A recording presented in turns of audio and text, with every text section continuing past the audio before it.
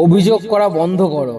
তোমার আজ যে পরিস্থিতি তার জন্য অন্য কেউ দায়ী নয়। সময় খারাপ, ভাগ্য খারাপ, নাকি তোমার চেষ্টাতেই কোনো কমতি ছিল? আয়নার সামনে দাঁড়াও আর নিজেকে জিজ্ঞাসা করো, তুমি কি সত্যি তোমার সবটুকু দিয়েছো? লটারি জিতে কেউ সফল হয় না। যারা আজ ইতিহাস তৈরি করেছে তারা তোমার মতোই সাধারণ ছিল। তফাৎ শুধু একটাই, যখন গোটা পৃথিবী ঘুমিয়েছিল তারা তখন নিজের ঘাম ঝরাচ্ছিল। যখন সবাই বলছিল তোমাকে দিয়ে হবে না, তারা তখন দাঁতে দাঁত চেপে লড়ে যাচ্ছিল। কষ্ট হচ্ছে, হতে দাও। এই কষ্টটাই প্রমাণ করবে যে তুমি এখনো বেঁচে আছো, তুমি এখনো ফুরিয়ে যাওনি। মনে রেখো, ভিড়ের মধ্যে হারিয়ে যাওয়ার জন্য তুমি জন্মাওনি, তুমি জন্মেছো রাজ করার জন্য।